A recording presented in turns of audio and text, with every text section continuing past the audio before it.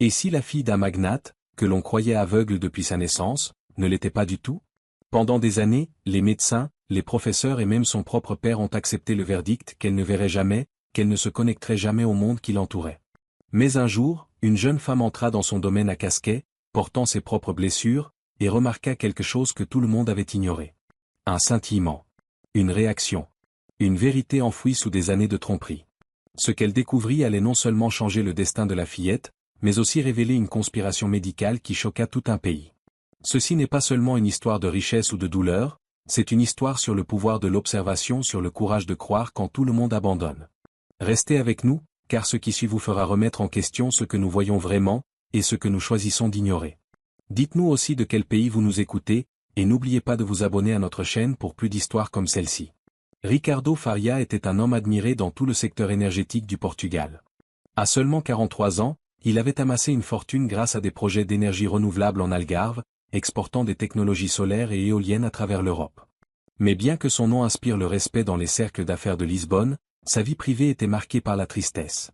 6 ans plus tôt, sa femme était morte dans un accident d'hélicoptère, seulement quelques jours après avoir donné naissance à leur fille, Béatrice.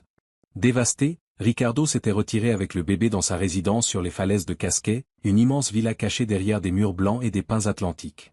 De l'extérieur, elle brillait avec ses balcons de verre et son art moderne. À l'intérieur, elle était silencieuse, creuse et lourde de chagrin. Les médecins avaient déclaré Béatrice aveugle dès sa naissance. Ses yeux errants se fixaient, elle riait rarement, ne jouait pas, ne parlait presque jamais. Ricardo avait rempli la villa de thérapeutes et d'éducateurs, espérant un miracle. Il ne vint jamais. Chaque jour suivait la même routine, l'habiller, la guider jusqu'à la table, lui lire des histoires du soir sans jamais recevoir de réponse. Pour tout le monde, y compris lui-même, elle était la fillette aveugle de Casquet. Puis vint Sofia Almeida. À 28 ans, Sofia portait sa propre tragédie, la perte d'un bébé prématuré, mort quelques semaines après sa naissance. Cherchant à fuir et à travailler, elle répondit à une annonce de service domestique au domaine des Faria. Quand elle arriva, Ricardo lui-même ouvrit la porte. Son visage portait la marque du chagrin, ses tempes grisonnaient. Il avait rejeté de nombreuses candidates, trop frivoles, trop mal à l'aise face à la condition de sa fille. Mais la sérénité et la présence silencieuse de Sofia étaient différentes. Dès son premier jour, Sofia se déplaça dans la villa avec précaution, évitant tout bruit inutile. À midi, elle vit enfin Béatrice, une petite fille assise immobile près d'une fenêtre, serrant une poupée usée contre elle. Sofia ne la dérangea pas. Elle s'assit simplement à quelques mètres, pendant sa pause. Et bien qu'aucun mot ne fût échangé, elle ressentit quelque chose d'indéniable. La fillette n'était pas seulement aveugle, elle était terriblement seule. Au fil des semaines, Sofia commença à remarquer des détails que les autres ignoraient. Béatrice sursautait lorsqu'un verre tombait. Elle tournait la tête lorsque Sofia entrait dans la pièce. Ses lèvres murmuraient parfois la nuit. Et lorsque la lumière du soleil traversait la fenêtre, Sofia jurait avoir vu une lueur dans ses yeux. Un après-midi, Sofia fit un petit test. Faisant semblant de régler son téléphone, elle laissa la lampe de poche balayer le visage de Béatrice. Pendant un instant, les paupières de la fillette frémirent. Ses pupilles bougèrent. Subtiles, mais réelles.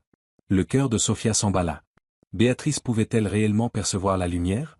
Une nuit, alors que la villa dormait, Sofia s'agenouilla près de la fillette avec une petite lampe. « Béatrice, murmura-t-elle, je vais allumer une petite lumière.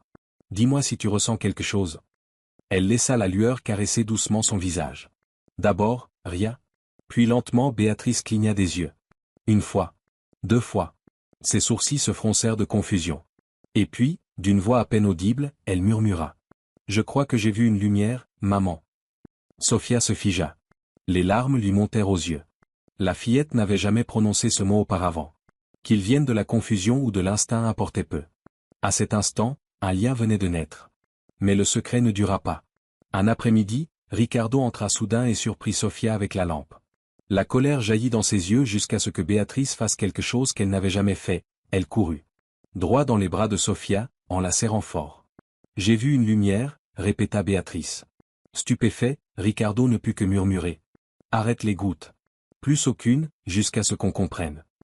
Sofia les avait déjà trouvés, de petits flacons de collyre, prescrits depuis la naissance de Béatrice. L'étiquette portait le nom du docteur Manuel Silveira, autrefois un spécialiste de confiance. Pour en être sûre, Sofia apporta un flacon à une ancienne collègue infirmière, Carla Fonseca, désormais en formation d'ophtalmologie à l'hôpital de Santa Marta à Lisbonne. Le visage de Carla se figea. Les gouttes contenaient des doses anormalement élevées d'atropine, suffisantes pour paralyser les pupilles et simuler une cécité totale en cas d'usage prolongé. Ce n'est pas une erreur, dit Carla. C'est intentionnel. L'estomac de Sofia se noua. Si Béatrice avait eu la moindre vision, ces gouttes la lui avaient volé. Quand elle raconta tout à Ricardo, son monde s'écroula. Il avait accordé une confiance totale à Silvera après la mort de sa femme. Il avait cru chaque rapport que le nerf optique de sa fille était mal formé, qu'elle ne verrait jamais. Il réalisa alors que sa confiance avait été trahie.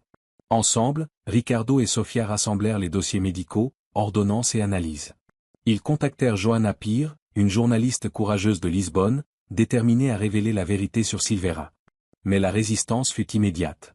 Des articles diffamatoires apparurent en ligne, accusant Ricardo de négligence et Sofia d'être une chercheuse d'or. Des messages anonymes les avertirent, arrêtez, ou vous le regretterez.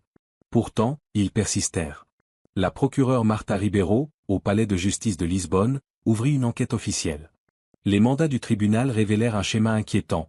Le docteur Silvera avait signé des accords secrets avec des sociétés pharmaceutiques, utilisant des enfants comme cobayes pour des traitements expérimentaux sans consentement. Béatrice était l'une d'elles. Lorsque Silvera fut retrouvé caché à Braga sous un faux nom, il fut arrêté. Des familles à travers tout le Portugal témoignèrent d'histoires similaires. Le scandale éclata à l'échelle nationale.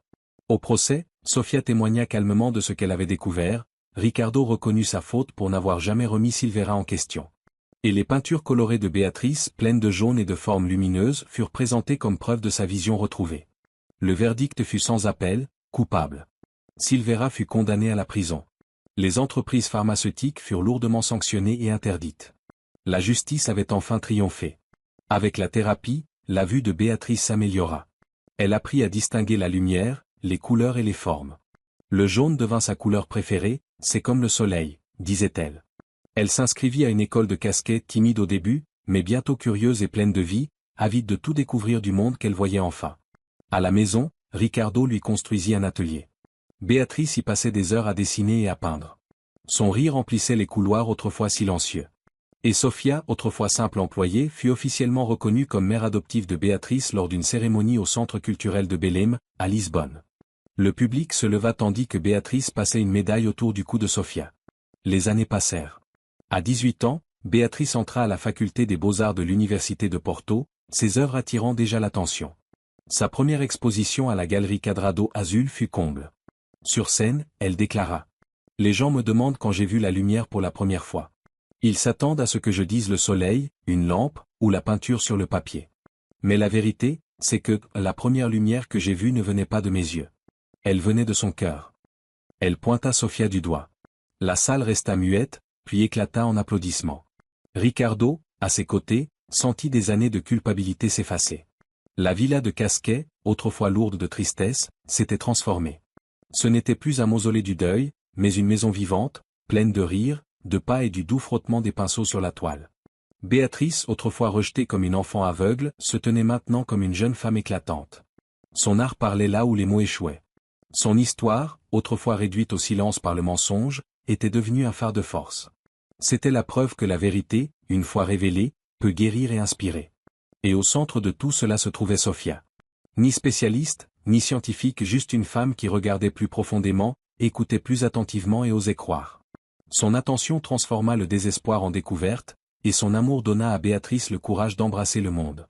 Pour Ricardo, qui pensait autrefois que la fortune pouvait tout acheter sauf la paix, la sérénité était enfin arrivée. Il ne mesurait plus la vie par ce qu'il avait perdu, mais par ce qu'il avait retrouvé.